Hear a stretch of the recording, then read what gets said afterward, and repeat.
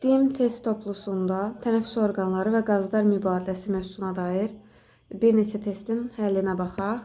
Əvvəlcə 29-cu test tapşırığına baxaq. İnsan tənəffüs zamanı 6000 sm kubu hava udubsa, bu zaman onun toxumaları tərəfindən nə qədər oksigen istifadə olunub?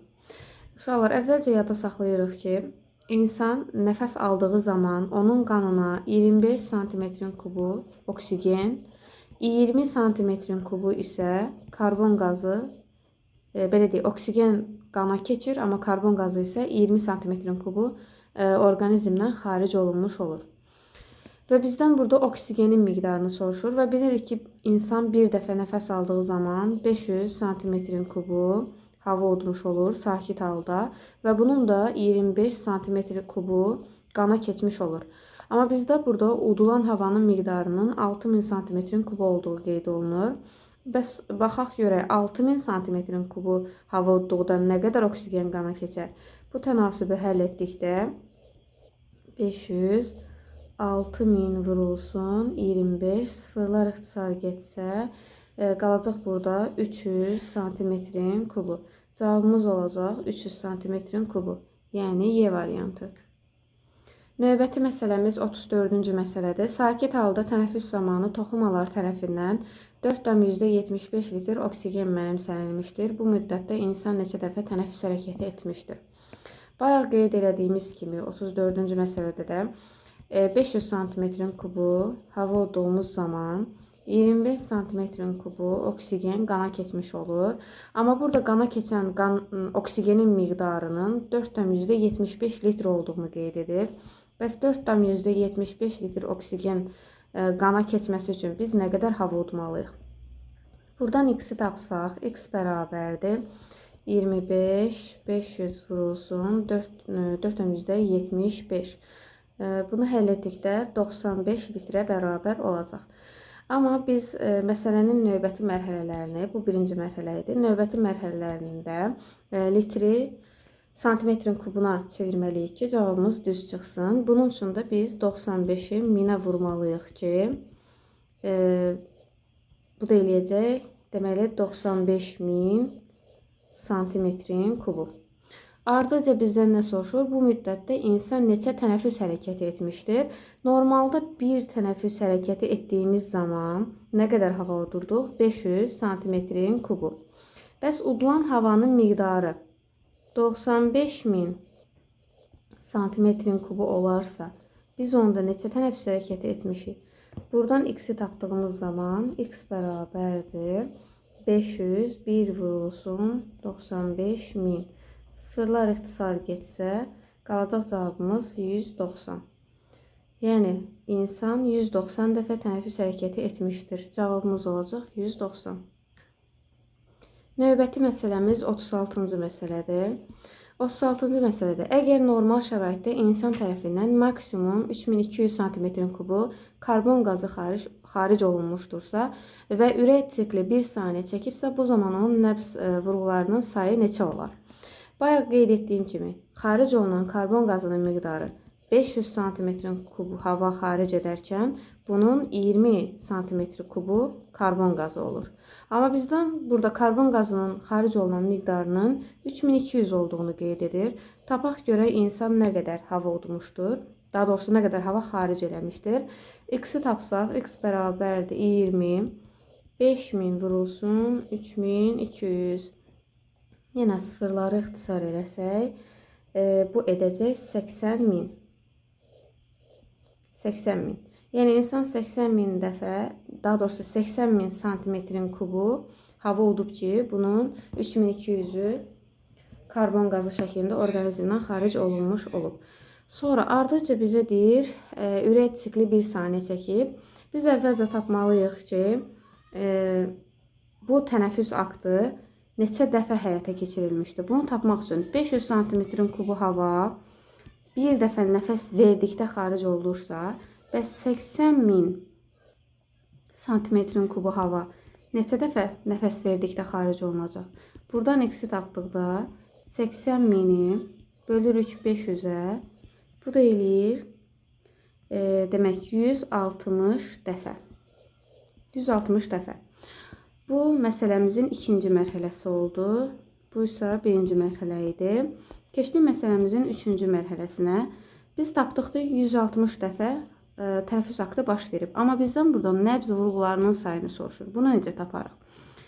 Normalda biz bilirik ki, 1 dəqiqə ərzində insan 16 dəfə tənəffüs aktı hərəkəti həyata keçirmiş olur.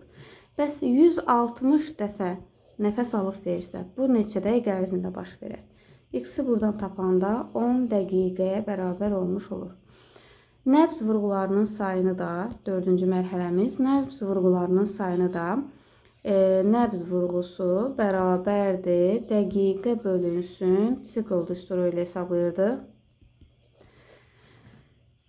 Hər birinin yerinə qoyaq. Dəqiqəni əlbəttə ki, saniyəyə çevirməliyim. Saniyə olaraq çevirsək, yəni 10 vurulsun 60 bölünsün. Bizə ürək siklinin 1 saniyə çəkdiyini qeyd edir. Yəni 1-ə bölürük. Bu da edir 600.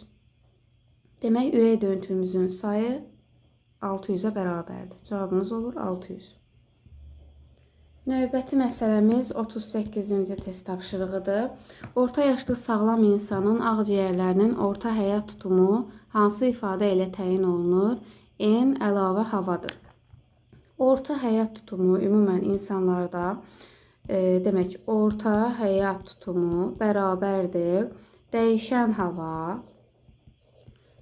hava, üstəcə əlavə hava plus ehtiyat hava. Və bizə burada əlavə havanın N olduğunu qeyd edir. Və biz nəzəriyyədən bilirik ki, dəyişən havanın miqdarı 500 santimetrin kubu olur. Əlavə havanın miqdarı 1500 santimetrin kubu. Ehtiyat havanın miqdarı da 1500 santimetrin kubuna bərabər olmuş olur. Və bizə burada əlavə havanın N olduğunu qeyd edir. Yəni, N bərabərdir 1500-ə. Biz 500 plus 1500 plus 1500 hesablasaq, orta həyat tutumunun miqdarı 3500 santimetrin kubuna bərabər olacaq. Bizdə test tapşırığında da bizdən orta həyat tutumunun ümumi ifadəsi soruşursa, N əgər 1500-ə bərabərdirsə, Y variantına diqqətinizi cəlb eləsəm, 2N, yəni 1500 vurulsun 2 edir 3000, üstünə 500 də gəlsək, 3500-ə bərabər olmuş olur. Növbəti test tapşırığımız 41-ci testdir. Qrafikdə sağlam insanın sakit halda baş verən tənəffüs hərəkətləri zamanı qanına keçən oksigen qazının və xaricə buraxdığı karbon qazının zamandan asılılığı əks etdirilmişdir. Aradakı fərq 400 santimetrin kubu olduğu müddət ərzində ətraf mühitə nə qədər oksigen qazı xaric edilər. Qrafikə diqqət yetirsək, qrafikdən nə karbon qazının, nə də oksigen qazının miqdarı bizə verilməyib. Sadəcə bunlar arasında fərqin 400 santimetr kub olduğu qeyd olunur. Yenə yadımıza salaq ki, udduğumuz havanın tərkibində olan oksigenin 25 santimetr kubu qana keçir. Xaric elədiyimiz havanın tərkibində olan karbon qazının isə 20 santimetrin kubu karbon qazı orqanizmdən xaric olunmuş olur. Normal halda bunlar arasında fərqi tapsaq, 25 minus 20 bərabərdir 5 santimetrin kubu. İndi belə bir tənasüb quraq.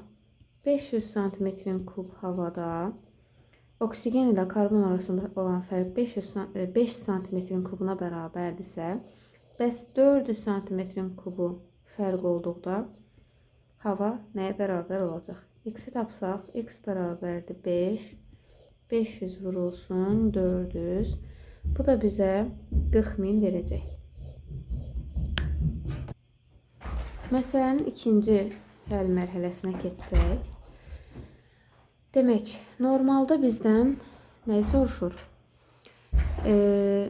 Ətraf mühitə nə qədər oksigen qazı xaric olunmuşdur? İnsan nəfəs aldığı havanın tərkibində 21% oksigen olur. Ancaq nəfəs verdiyi havanın tərkibində isə 16% oksigen olmuş olur. Bizdə xaric olunan havanın tərkibində olan oksigenin miqdarını soruşursa 16% hesablayarıq. Burada havanın miqdarının 40.000 santimetrin kubu olduğunu tapmışıq.